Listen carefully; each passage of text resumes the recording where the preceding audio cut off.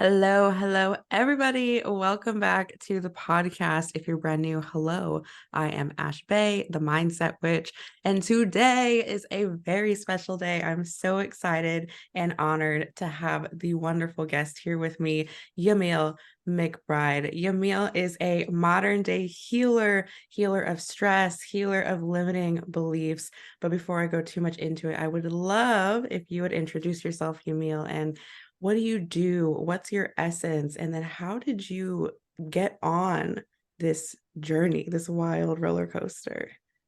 Oh my goodness, wild roller coaster. It definitely is. I would say more a canoe. Remember the canoe? Oh, yeah, yeah. Yeah, yeah. It definitely is like more fluid, more like, all that.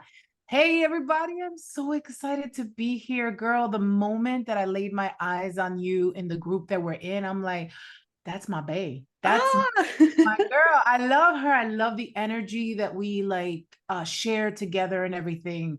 So I'm excited to be here. So Yamile McBride, and I have been on quite the journey. I believe that I have lived multiple lifetimes in this lifetime. And ooh, I believe that it was for this very reason, like to be able for this moment to connect at a higher level with other people just like me. Because I already know the system's way of blocking, of putting me in some sort of china shop, of, quieting my voice. Like I had to go through that experience of being a principal, of being in foster homes, of being in shelters. Like I had to go through that so that when I am on this side, when that canoe went like plop, it mm, was like, oh shit, this is it. This is it. yeah. That's so exciting. And I love that you were saying how our energy just connected. Because, so for everyone that doesn't know, I just really recently met you. Yeah. And we had one chat together over on your Facebook page. We went live, and I just felt this connection, this energy, like you were saying. And it really does feel like this ancestor, another life. Like we've had this connection, we've had this energy for some time. And now we're just reconnecting again. And it's like, we're just rekindling whatever was in the previous life. And it's so wild to me that that's just, it was so instantaneously. So Absolutely. I too love your energy, love your connection.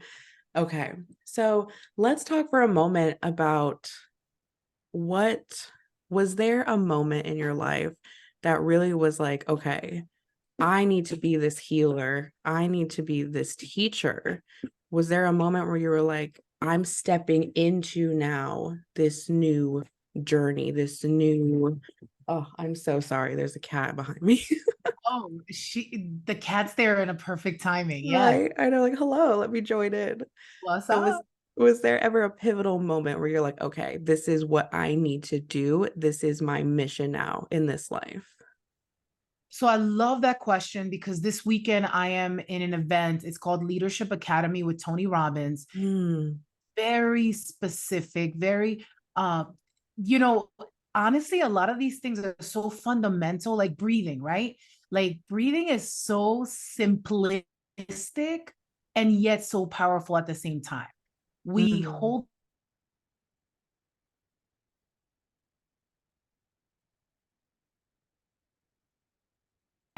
right because of conditions or feet something. And then when we were cosmic. And so through this process now that every morning that I take that breath, I'm like, who am I really? Like, who do I get to be today in this moment right now? Who do I get to appreciate today? Because I have now been able to say it is okay to be the dark mother. It is Mm. okay to be the light mother. It is okay, whoever you call her, Kali or the Madonna or whoever that is, it is okay because when we are fully in congruency with who we are, we realize we are all of it Yes. and none Yes. of it. So Yes. it was just really breathing and believing whoever I need in this moment, she will appear. And Mm. that's all.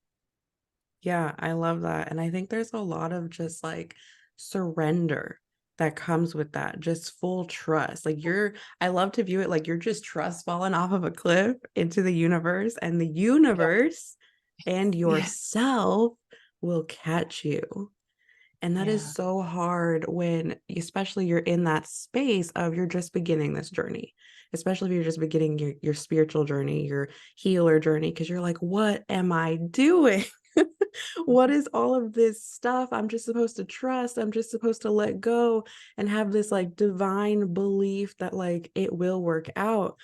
And that's something that I tell my new healers all the time is like, it's gonna feel wild. It's probably gonna feel crazy, but you're not crazy. Like, we've all gone through this, and there is the other side, like the universe, the divine source, whatever you want to call it, is there, and you cannot fail. There's no such Yeah. thing as Oh, fail, I only love, learning. yeah, Yeah. Yeah. absolutely only learning. And I believe that the reason why we believe that it's wrong and right is Mm. because of the conditioning of education, the Yes. condition of politics, the Oh. conditioning of religion, the Mm. condition even of culture, right? Mhm. Like, clearly you look Latina, so you need to act this way. Like, bitch, what if I want to act black? What Yeah. if I want to act white? Like, it's none of it is right or wrong. It is Mhm. who our internal being wants to experience, wants to be tantalized with. So Oh, I I love love, that word. Yes. yes. Yeah. Yes, 100%. So a lot of that also, I love that you said comes with cultural, comes with all of these things, conditioning, and oh my God, I could go on forever about conditioning, the education system, but for another Yeah. day.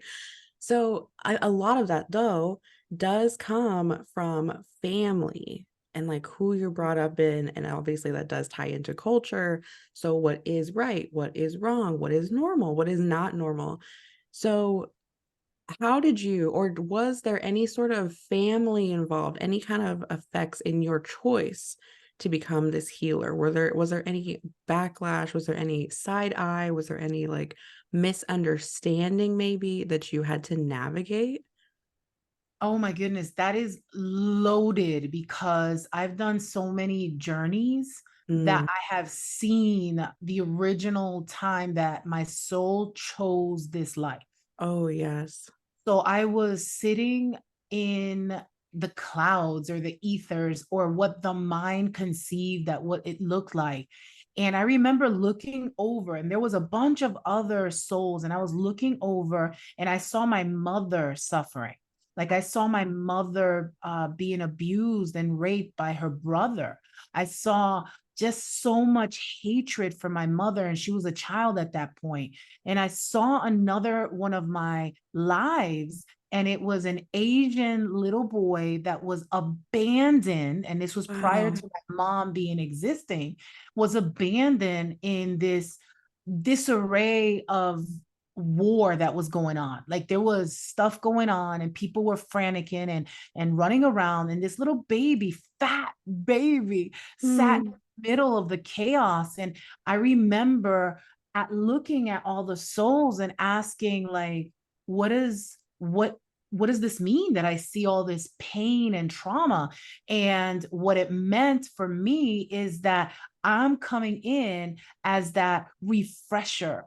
I'm coming in to show that even in the darkness, we can have a dance. Even in the shit that we want to push away, which I call shadow work, and we want to Mm. ignore it, and that's also unconscious work, that I am going to be able to bring the unconscious to the conscious and be able to see different sides of it and say, damn, can you imagine a baby surviving? And then I saw his life, and his life became a biologist, and he fell in love with a white woman who happens to be my husband now. Oh And my so, God.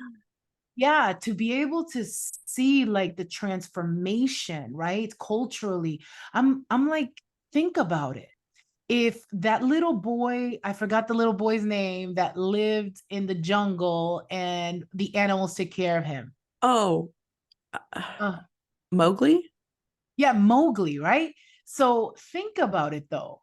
how much love does the universe have for us to take care of us? Because when we Mhm. get spit out from a test tube or a vagina, like think Mm. about it. We don't do shit. We don't do anything. Yeah.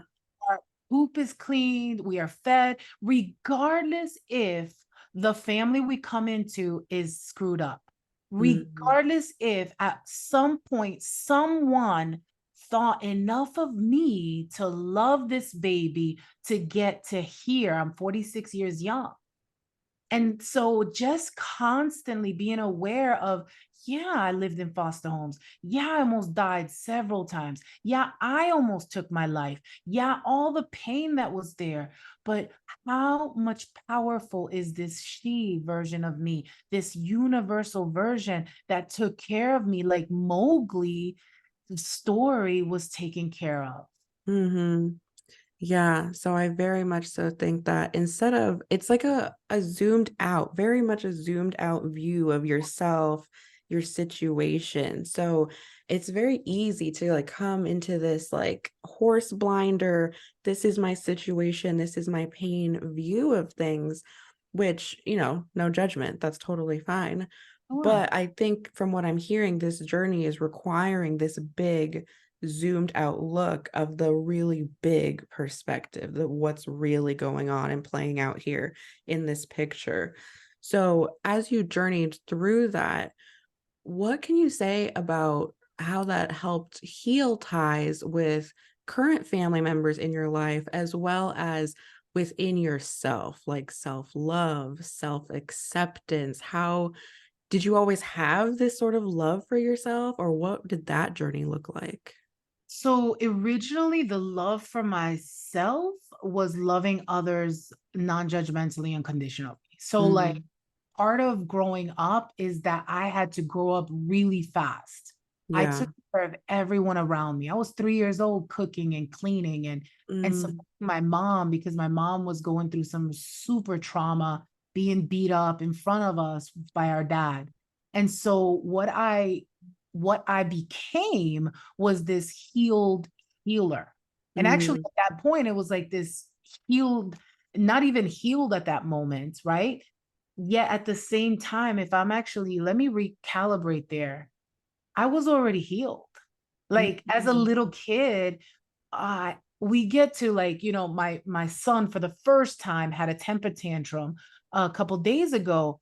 And he could not be controlled. Like we took him Yeah. outside, we did this, we did everything but spank him. Mm. It wasn't until I sat with him and I was breathing that Yeah. he calmed down. Mm. And when I was in that state, I went back and I was like, we've told him no so many times this morning.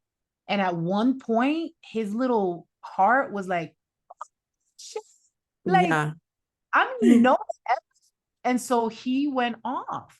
And so I think about like us, even, right? When we get to the point, like my mom is abusing me, my dad is abusing me, whoever, systems, collectives, whatever is abusing me. And then we lash out, we become a hoe, literally, is what I did, is become a hoe Mm. serving other people's wants and needs before me. Yeah. And so we start lashing out in the physical, in the 3D, so that we can get so some of our stuff can be taken care of, right? So Mhm. really, like, our body is really taking care of us for the needs, Yeah. right? These Mhm. human needs. And yet, if somebody is from the outside looking in, like, dang, she's a hoe, or dang, she's loud, or dang, she's obnoxious, or all the things that were conditioned, that people were trying to condition me, like, yeah, you're a bull in a china shop, right? Yeah. Yeah. And yet, who put the bull in a china shop? Because do you really think that Ferdinand got up and said, let's get into a china shop? Right. Ferdinand wanted to smell flowers and frolic and have fun, right? Yeah. Yeah. I love that. I love that perspective. And I very much so relate to having to grow up very fast as well as a Mhm. child.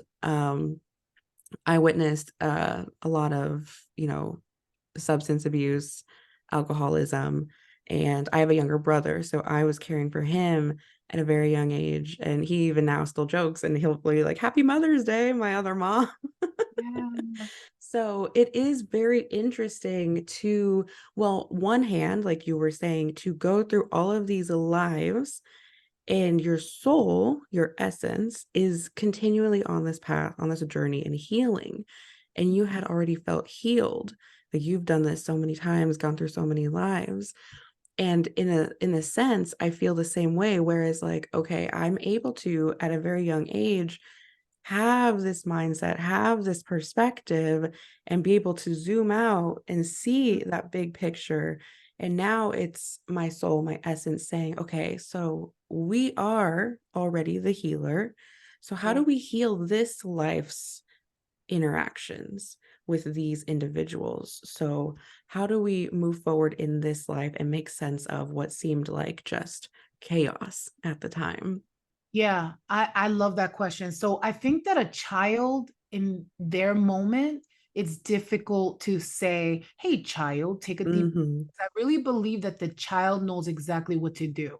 I Yeah. believe that adults are the ones that, like, oh, well, they're not acting that way. They're not hugging Johnny. They're not doing all these things that we were conditioned to believe, right? So in a child, so I feel like this question is more for the people that are awakened, the people that believe that they are powerful beings and that they control their outcomes and everything. So, with Yes. that question, I believe that, especially what I did, is I had to let go. So, I'll tell you a story. So, my stepfather is the one of the ones that molested me when I was growing up. My stepfather's still married to my mother. They're Mm, together to this day. And mm, about 2 years ago, my stepfather is very religious, very religious. yeah. So is my mother, very like Mary. And I am so grateful because of that. I have these deities in my life. I Yeah. have a mother like with me. And so I am grateful for that religious background. And so he was against COVID, against all this Mm, stuff. And guys, this isn't pro or against COVID that I'm trying to say. I'm just saying his belief system was so against COVID, and he only speaks Spanish. So he was being fed by a lot of Spaniards and South mm, America, everything in Spanish and science. And so he believes strongly, like, how dare you do this and all that stuff. And so I'm like just allowing him, because we've had a relationship. At 21, I said, I forgive you, because I knew he was going to be around. I forgive you back in 21. And so what happened was that he ended up getting COVID, and he's like 75 years old. mm. Ended up getting COVID. He was literally dying in a hospital. It was a time that we couldn't really go in unless we had all these layers, right? Oh, yeah. My mother and my sister are attached and in love with him. They love the drama. They love all those painful. And so they were like, he's dying, he's dying. And I was like, man, if he's dying, we need some paperwork so that we could bury him with grace, like so that we could do all this. And Right. so in that moment, I said, let me go visit him. So I went to go visit him. They suited me up. I had a mask on. I mean, it was huge ordeal because he was in the intensive care unit. So I go in, he's literally looks decrepit. He looks Mm, like we should just put him in because he's done, right? And so while he was there, he hadn't eaten in several days, didn't want to drink anything. And I looked him in the face and I said, motherfucker, you're dying with what you said you didn't believe in. And he mm, opens his eyes and he looks at me and I said, I'm ordering you food now. Either you believe that what you said was true or you're going to die on this bed. And I come back up. That boy ate bacon. I got him bacon and broccoli, and which is another crazy story that hospitals is given all this shit food. But anyway, that's another story. He ate a full plate of food before I left. That guy now is mowing lawns, his lawns, taking care of my mother still. He is alive. wow. And then I realized after that, when we took him back home because they were crying that he doesn't go to a place for him. And so I was like, that's fine. We'll make him away at the house. We'll make sure all this stuff. But he was still the asshole that he is, right? Mm, He yeah. was throwing stuff. He was saying bullshit, like all these things. And I was allowing it. Why? Because I didn't have a car and I was using his car. I was Mm, allowing it. And I was in that state of like, wow, thinking like I needed this. And at mm, one point, he stopped breathing. I had to call mm. 911, even though my sister was like, no, no, they're gonna. I was like, stop it. He's not breathing, and my mother's freaking out right here. I Yeah, gotta. So they took him away, and I said, Ma, I need your car to go back home, and I'll bring it back because I lived an hour away. She said, no, no, no, no, you cannot take his car. I said, Ma, they just wheeled him out of here. He doesn't need the car right now. Let me just. right. She fought me not to take it. I said, Ma, that's fine. We're in the boonies. I went home, well, almost home because I had to call my adult daughter to come pick me up, walking. And I had to do this. It was freezing cold, the dark in the boonies. I had to make a line. I Yeah, had to cross over the threshold physiologically, emotionally, spiritually, cross over. I will no longer be in this bullshit anymore. I love them from afar and that's it.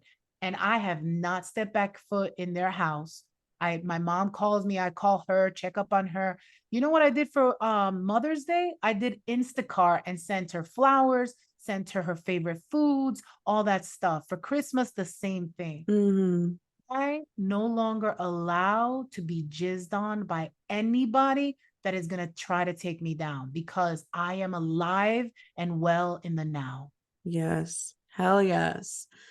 So, first of all, I love that idea. I love the staying away, having distance, and they're like, hey, I'll Instacart you some stuff. I'll deliver you something. I don't need to physically be there in person and you have in my bubble, in my energy bubble. Yes. So, that boundary, especially for your mother, like that's such a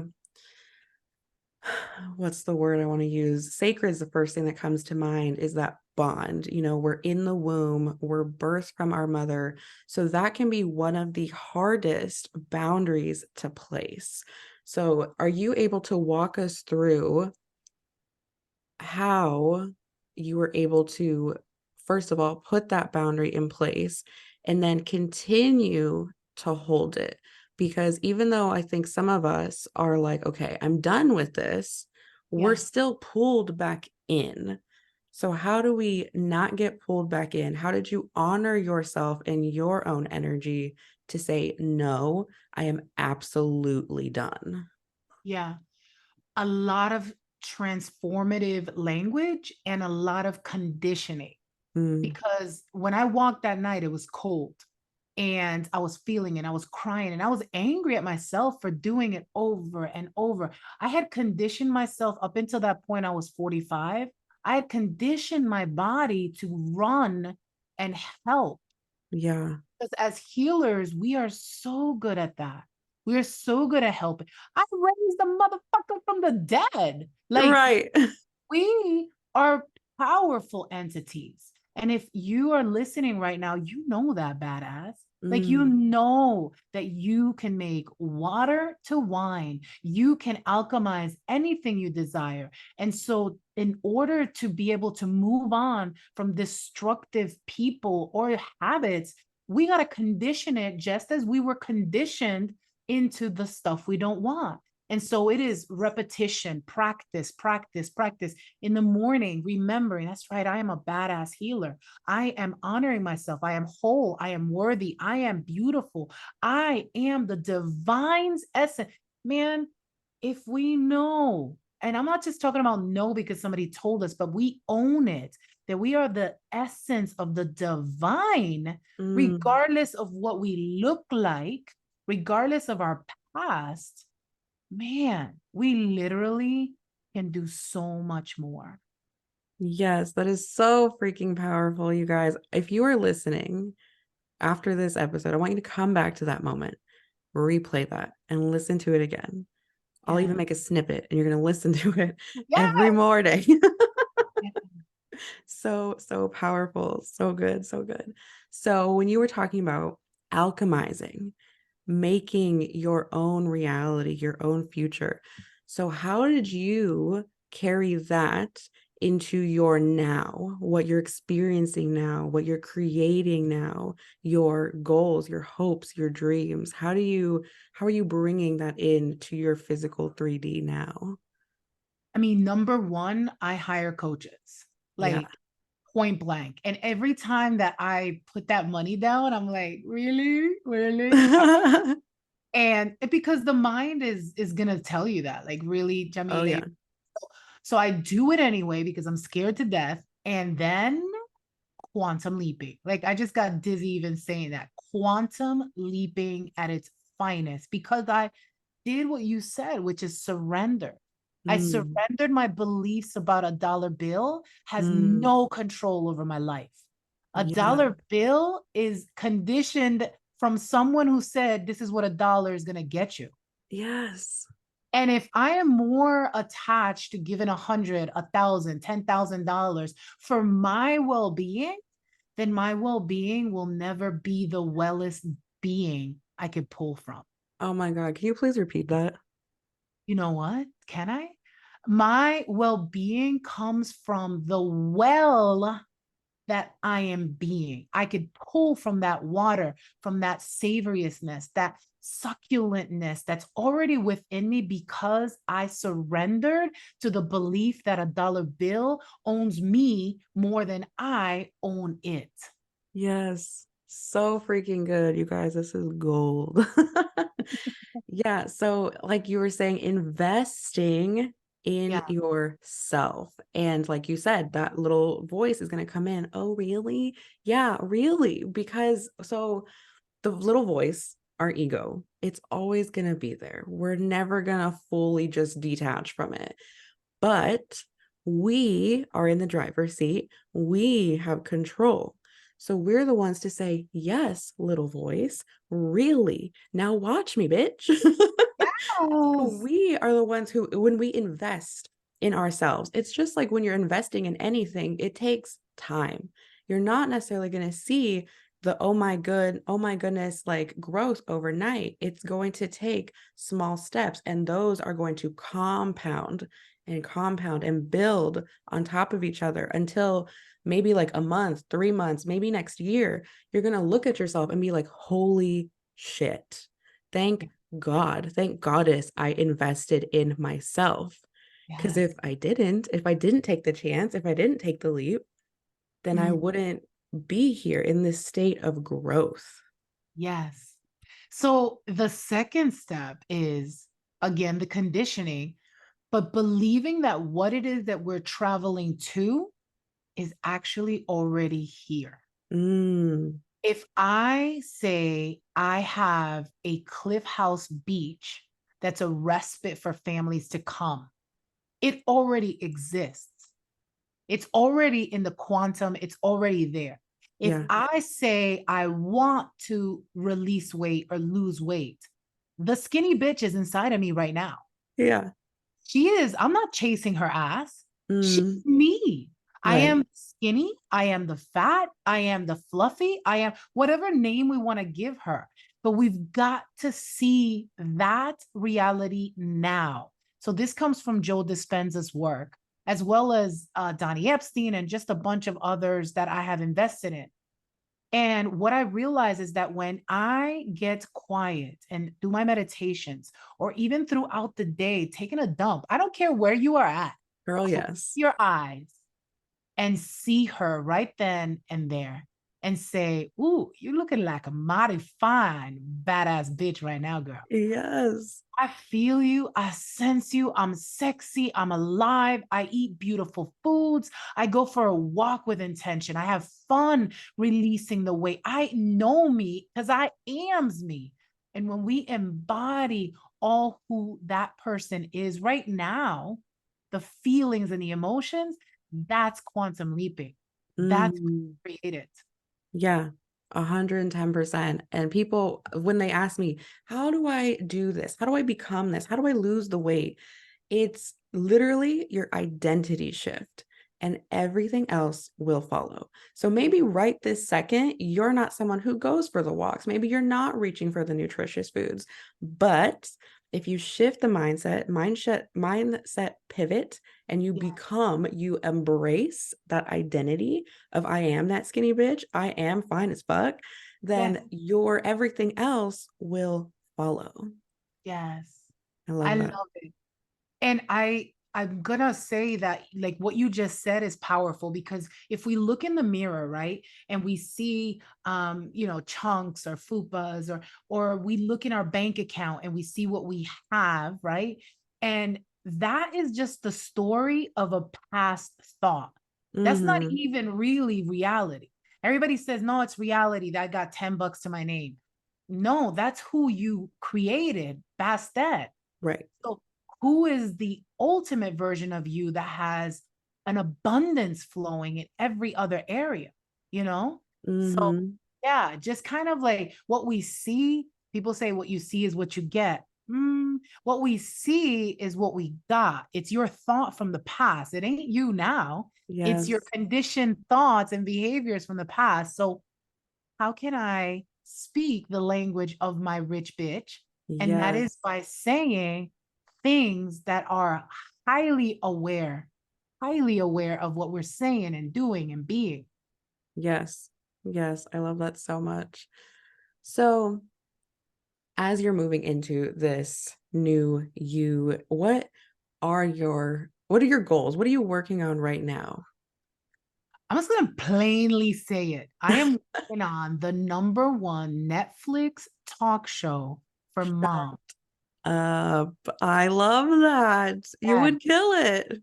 I desire to interview mothers and for all the companies that want to give their products or actually that want to shake up their marketing, they'll be giving all of my people the stuff. So I'm wearing the Yeah. dress that they send me and say, I really like this. It's actually comfy.